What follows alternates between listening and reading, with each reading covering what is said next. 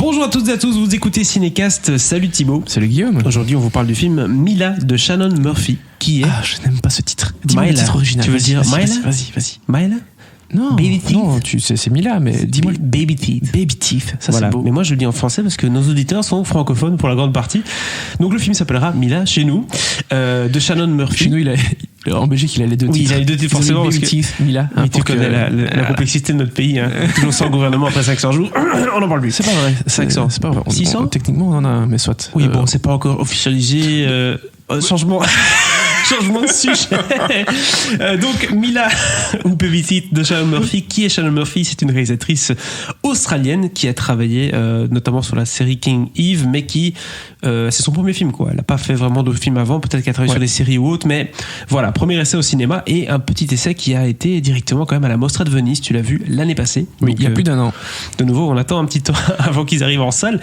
Film avec Elisa Skellen, avec Toby Wallace et Essie Davis. Alors de quoi ça parle?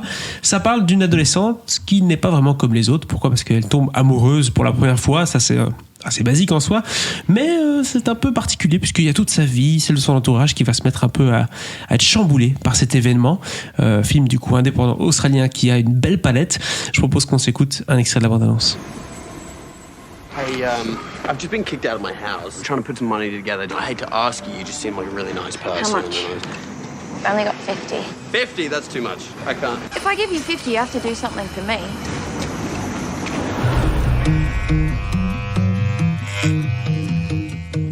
How old are you, Moses? I'm 20. 16. 20. 20. I'm 23. What are you doing here? What are you doing here?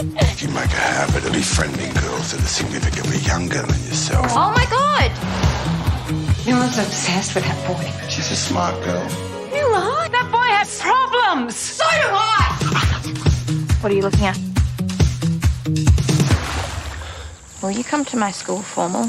Do I have to wear a suit? I don't think so. I'd like to wear one. Alors Thibaut, tu l'as vu il y a un an, mais tu l'as revu ou pas récemment? Je l'ai revu ce matin. Ah bah voilà. Il est fraîche de chez fraîche. Il est fraîche de chez fraîche. Et je me rappelle, tu m'en avais un tout petit peu parlé à l'époque.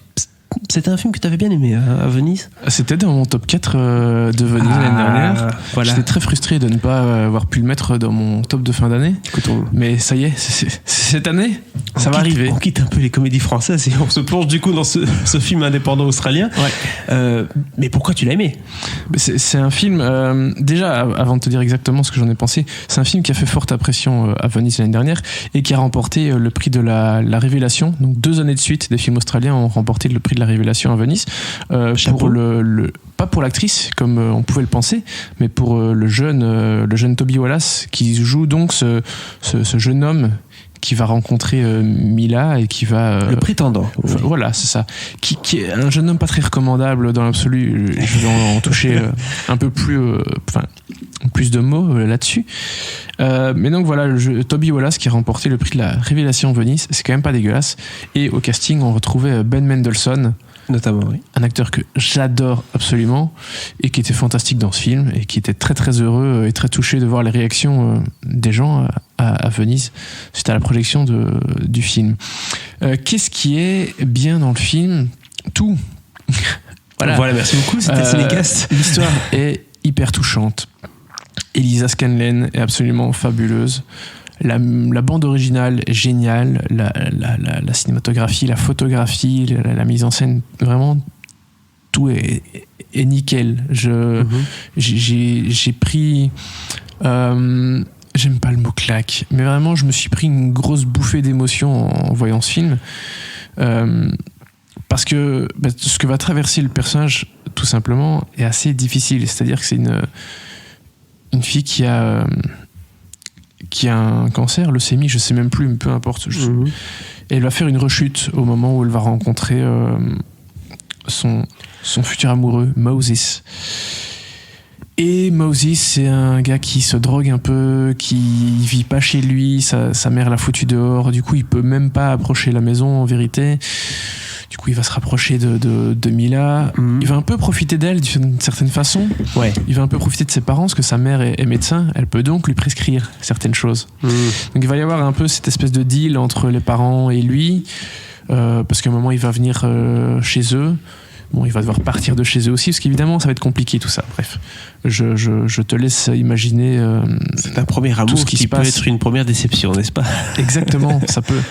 Mais vu que la situation d'un point de vue de la santé de Mila est très compliquée et que elle se pense être sur la fin, ben c'est un amour qui va compter et qui va être important. D'accord. Donc, raison pour laquelle les parents aussi, malgré le fait qu'ils n'aiment pas ce type, ils vont aussi un peu insister, faire un effort pour qu'il soit là. Voilà. Donc, c'est un film vraiment bouleversant, hyper touchant, magnifique, avec des acteurs magnifiques.